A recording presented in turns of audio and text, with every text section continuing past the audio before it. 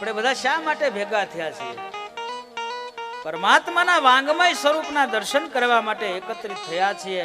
ભગવાન મહાદેવને પ્રાર્થના કરવાની છે ને હું તો એમ કહું કે પ્રાર્થના સિવાય બધું જ ખોટું છે. પ્રાર્થના સિવાય બધું જ ખોટું છે. કાલી ઘેલી ભાષામાં જો ક્યારેક આપણે પ્રાર્થના કરી હોય ને પરમાત્માને, અમે તો એમ કહીએ છીએ કે તમારી વાત તો અમારે નથી કરવી, અમે અમારી જ વાત કરીએ. પહેલી તો તમે તો ભગવાનથી થોડાક આઘા છો, અમે ભગવાનની બહુ નજીક છીએ. કે રોજ પરમાત્મા ભગવાન મહાદેવની કૃપાથી અમને એની સેવા પૂજા કરવાનો અવસર મળે. કાયમ ત્રણેય ટાઈમ મળે, એક ટાઈમ નહીં.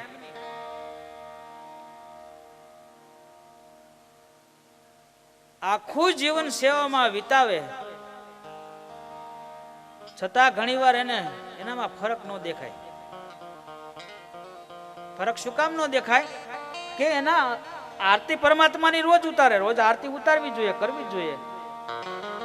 પરમાત્મા કાયમ પ્રગટ ન થઈ જાય, પણ જો હૃદયનો ભાવ એવો હોય અને સાધુ હોય કે કોઈ પણ જીવાત્માની વાત કરું છું અત્યારે, સાચા હૃદયથી જો પરમાત્માની આરતી કરી હોય, એકવાર આરતનાદ અંદરથી નીકળી ગયો હોય, એક જ વાર નીકળી જાય એટલે આ જીવન ધન્ય બની જાય. કાયમ કરવાથી કઈ પરમાત્મા એવું નહીં માનવાનું કે રોજે રોજ પરમાત્મા આવી જાય. પરમાત્માની પૂજા અવશ્ય કરવી જોઈએ અને પૂજા કરવાથી પરમાત્મા આપણી નજીક જ હોય છે. પરમાત્મા ક્યાંય આઘો નથી. પરમાત્મા આપણી નજીક જ છે, એકદમ નજીક છે. આમ હાથ વેતની અંદર વાત કરીએ ને દેહણમાં, તો હાથ વેતની અંદર છે, પણ એટલો બધો દૂર લાગે છે. ઓહો, ઈ ક્યાં છે ને હું ક્યાં છું? ક્યાંય આઘો નથી. ગોતવા જવાની બહુ જરૂર નથી, આપણી અંદર જ બિરાજમાન છે. પણ આપણે ક્યારે એને ગોતવાની પ્રયત્ન જ નથી કર્યો. આપણે ક્યારે એવો વિચાર નથી કર્યો કે હું કોણ છું. પહેલી વાત તો એ જ. ક્યારેક કાચમાં જોયા હોય ને તો આપણે જોઈને કહીએ હું કેવો લાગુ છું. પહેલી વાત તો એ કરીએ આપણે. રૂપાળો કેટલો લાગુ છું એ મહત્વનું છે. હું કોણ છું? હું આ પૃથ્વી ઉપર શા માટે આવ્યો છું? મને મારા પરમાત્માએ શા માટે અહીંયા મોકલ્યો છે? મારું કર્મ શું છે? 84 લાખ યોની છે, એને પાર કરતા કરતા અનેક જન્મોના પુણ્ય ભેગા થાય ત્યારે માનવ બનવાનો અવસર મળે આપણને. અને હું તો કહું કે 60-60 વર્ષ માથેથી એમને ગળથોલિયા ખાતા વયા જાય અને આપણને તોય સમજાય નહીં, પછી વાંક આપણે વહુ ન કાઢી. એ વાત ખોટી છે. 60 વર્ષ આપણા વયા ગયા હોય અને વાંક આપણે વહુ નો જ કાઢીએ. વહુ તો બાળક છે. આપણી દીકરીની ભૂલ થાય ને ત્યારે કઈ ભાઈ છોકરું છે, જમાઈને એના હાહરાને આપણે બધા એવી શિખામણ આપીએ એ છોકરું છે. આપણી દીકરી છે એ છોકરું લાગે છે. આ વહુ આવી છોકરું નથી લાગતી બાપા તમને? મુદ્દાની વાત એ છે કે આપણે આપણી જ ભૂલ સુધારવાની જરૂર છે. આપણે અંદર આપણે જ ગોતવાની જરૂર છે કે હું કોણ છું? હું અહીંયા શા માટે આવ્યો છું? મારું કર્તવ્ય શું છે? અને આ બધું જો જાણીએ નહીં ને ત્યાં સુધી બધું નકામું છે. ને માં ગંગા સતી ભજનમાં કહેતા હોય છે કે જાણ્યા રે જેવી આ તો વસ્તુ અજાણ છે પાનબાઈ. હે, જાણ્યા જેવી આ તો વસ્તુ અજાણ છે પાનબાઈ, આટી મેલો તો ઓળખે. આટી કોને કીધી છે, કેવી રીતે, બધું આપણે હજુ માને ખૂબ યાદ કરવી છે. પણ અત્યારે કથાના આપણે થોડી આગળ લઈ જાવી છે. એટલા માટે અત્રે બ્રહ્માજી એમના દીકરા નારદને કહે છે કે નારદ, તમને મેં ઘણું સમજાવ્યા હતા કે અહંકાર ન કરાય. અહંકાર તો બહુ ભૂંડામાં ભૂંડી વસ્તુ છે. તમને મેં સમજાવ્યા છતાં પણ તમે સમજ્યા નહીં. નારદને પછતાવો થવા લાગ્યો છે અને ખૂબ જ વિનંતી કરવા લાગ્યા કે પિતાજી તમારી વાત બહુ સત્ય છે. મેં તમારી એક વાત ન માની, મેં એવી ભૂલ કરી બેઠો કે અખિલ બ્રહ્માંડના માલિકને ભગવાનને મેં શ્રાપ આપી દીધો. હવે આ શ્રાપનું મારે શું કરવું જોઈએ? મને એમાંથી કેવી રીતે નિવારણ થાય?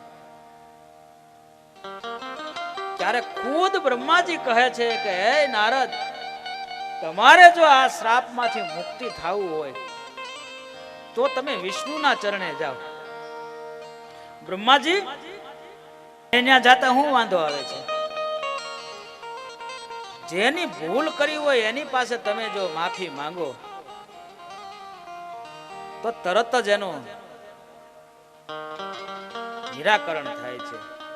અને વિશેષતાથી હું તો આપને એ કહું છું કે જેટલી જાતું કરવામાં મજા છે ને, જાતું કરવામાં, એટલી પકડી રાખવામાં મજા નથી. આપણો ભાઈ દીકરો નાનો હોય કે મોટો હોય, કોઈ પણ હોય,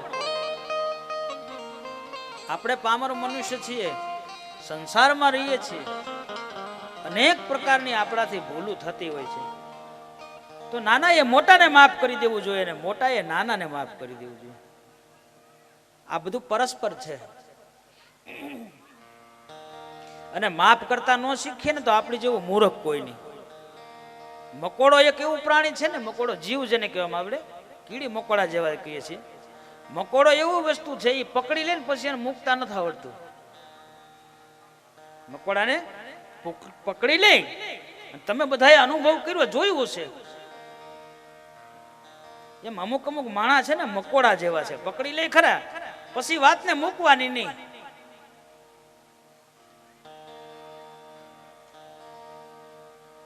અને ત્યારે જ કહેવામાં આવે છે કે સંતાનોની ક્યારેક ભૂલ થાય ને તો મા બાપ જ એવું પાત્ર છે કે માફ તરત કરી દે. અને ત્યારે જ કહેવામાં આવે કે સોરું કસોરું થાય પણ માવતર કમાવતર ન થાય, કમાવતર ન થવાય. આ બધી કથાઓ છે ને આપણા માટે છે ને, આપણને કંઈક ટકોર કરવા માટેની છે. બ્રહ્માજી નારદને કહે છે, નારદ, તમને પસ્તાવો થયો ને એ બહુ હારામાં હારી વાત છે. કારણ કે તમને તમારી ભૂલ સમજાણી છે, અને જ્યાં સુધી ભૂલ ન સમજાય ને ત્યાં સુધી બધું જ નકામું છે.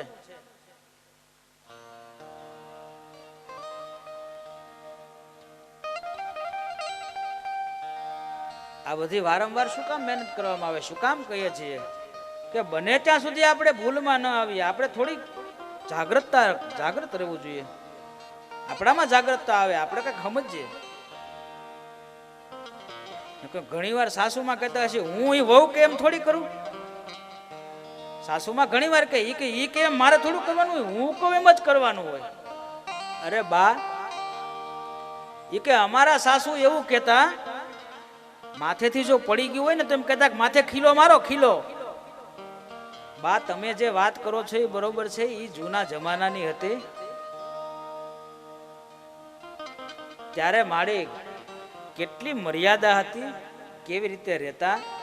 આજનો સમય પરિવર્તન થઈ ગયો છે. માવડી એને પહેરવા દો ને ખાવી પડી પડે, પહેરવા ઓઢવા દો ને નિરાતે.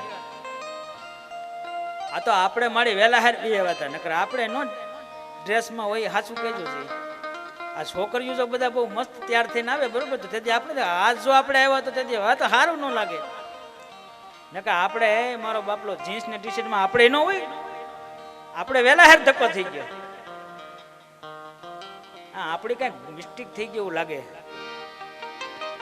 પરમાત્મા જે કરે ને બધું બરોબર જ હોય. આ તો બધી સમજવાની વાત એ છે કે જ્યારે જ્યારે પસ્તાવો થાય ને ત્યારે આપણે, અને ભૂલ થઈ જાય ને તો તરત સ્વીકારી લેવી, એટલે એનો નિવાડો આવી જાય. બ્રહ્માજી કહે છે નારદને, નારદ, તમને જે પસ્તાવો થયો ને એ બહુ મોટી સારામાં સારી વાત છે. તમારે જો હવે તમારી ભૂલને સુધારવી હોય, તમે વિષ્ણુને તમે શ્રાપ આપી દીધો છે, તો તમે હવે વિષ્ણુના ચરણે જાઓ.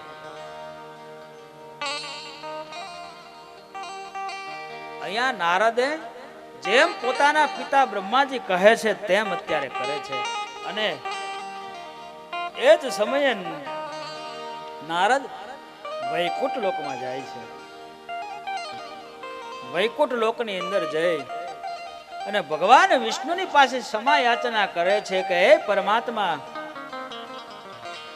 મને ક્ષમા કરી દો. ક્રોધમાં ને ક્રોધમાં જે મારે તમને શ્રાપ દેવાઈ ગયો છે, હવે એમાંથી મને મુક્ત કરો. હવે મને મારી કઈ કૃપા હશે, જે કઈ હશે તે અનેક રીતે સમજાવે છે. ભગવાન વિષ્ણુ નારદને સમજાવે અને સમજાવતા સમજાવતા કહે છે કે નારદ, તમારે આ ભવ અને પરભવ જો સુધારવો હોય તો તમે ભગવાન મહાદેવનું ભજન કરો. તમારે જો જન્મારો સુધારવો હોય, હવે આનંદ જો લેવો હોય તો પરમાત્માનું તમે ભજન કરો. તો આપણે પણ 2 મિનિટ જો નારદને ખુદ જો ભગવાન વિષ્ણુ ઉપદેશ આપતા હોય અને કહે કે તમે ભજન કરો, બરોબર, ભજન સિવાય બધું આખો પંચાક્ષર મંત્રનો મહિમા કહે છે. ખુદ વિષ્ણુ કહે છે કે નારદ, તમે ભગવાન મહાદેવનું ભજન કરો. કારણ કે પંચાક્ષર મંત્રનો મહિમા એવો છે, વિસ્તાર જો કરવા રહીએ ને, શિવ મહાપુરાણમાં તો લખ્યું છે, અને આગળ ઉપમન્યુજી અને કૃષ્ણની કથા બહુ સરસ રીતે આવવાની છે. એમાં કહે છે, ઉપમન્યુજી કહે છે કે કરોડો કરોડો વર્ષ સુધી હું જો બોલતો રહું ને તો પણ એનો પાર આવે એવું નથી. અત્યારે હું તમને સંક્ષેપમાં એવું કહું છું નારદ, તમારે જો સુખી થવું હોય તો, અને તમારે જો તમારી ભૂલનો પસ્તાવો થઈ ગયો છે તમારો, આ તો એની કૃપા સિવાય કશું જ નથી. આ કૃપા કરી અને મહામંત્રનો મહિમા તમે કરો, રોજ એનું ગાન કરો, ભગવાન શિવના ચરણે જાઓ, મહાદેવનું પૂજન અર્ચન કરો, એનાથી જ તમારું મન શાંત થાય છે. અને હું તો એમ કહું કે ગમે ત્યારે કાંઈ આપણા જીવનની અંદર મુશ્કેલી આવે ને, ત્યારે કોઈને પ્રાર્થના ન કરવી, ભગવાન મહાદેવને આરાધના કરવી. પ્રાર્થના કરો, 1 મિનિટમાં મારો બાપ આવીને બોલે. એવો ભોળો દેવ છે, એવો મહાદેવ છે, તત્કાલ ક્ષમા કરવા વાળો. એટલે જ્યારે જ્યારે વિપત્તિ આવે, જ્યારે જ્યારે એવો કફરી પરિસ્થિતિ આવે, અને હું તો એમ કહું તમને બધાને કે જ્યારે તમને અવસર મળે ત્યારે શિવાલય નજીક હોય તો શિવાલયે જાવું. કારણ કે શિવાલયનો મહિમા જેટલો બધો. અત્યારે તો ખાલી નારદજીને ઉપદેશ આપે છે વિષ્ણુજી, પંચાક્ષર મંત્રનો જાપ કરો અને એનાથી જ તમારું મન સ્થિર થશે. હે નારદ, અને એ જ સમયે નારદજી પંચાક્ષર મંત્રનો જાપ કરે છે. નમઃ શિવાય, ઓમ નમઃ શિવાય, નમઃ શિવાય, ઓમ નમઃ શિવાય, નમઃ શિવાય, ઓમ નમઃ શિવાય, નમઃ શિવાય, ઓમ નમઃ શિવાય,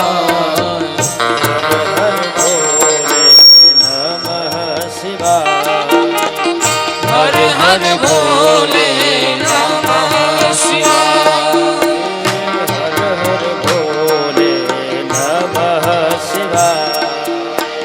હર હર ભોલે નમઃ શિવાય, સોમેશ્વરાય શિવ સોમેશ્વરાય, સોમેશ્વરાય શિવ સોમેશ્વરાય, સોમેશ્વરાય શિવ સોમેશ્વરાય, સોમેશ્વરાય શિવ સોમેશ્વરાય, હર હર ભોલે નમઃ શિવાય, હર હર ભોલે નમઃ શિવાય, હર હર ભોલે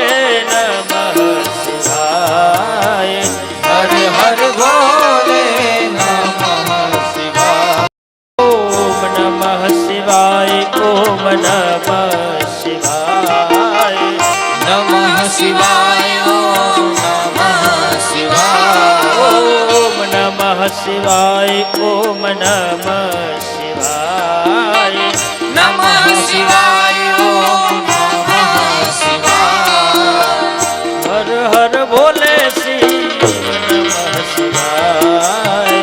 હર હર ભોલે શિવ નમઃ શિવાય હર હર ભોલે નમઃ શિવાય હર હર ભોલે નમઃ શિવાય હર હર ભોલે નમઃ શિવાય હર હર ભોલે નમઃ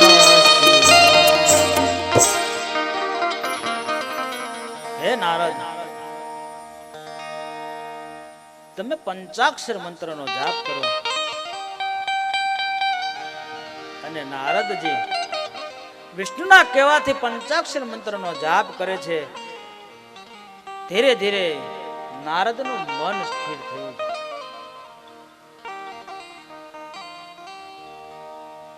સમય જતાની સાથે જ ફરી વખત નારદ બ્રહ્મલોકની અંદર આવે છે અને બ્રહ્માજીને કહેવા લાગ્યા છે કે હે પિતાજી, આપ કૃપા કરી મને ભગવાન મહાદેવની કથા શ્રવણ કરાવો.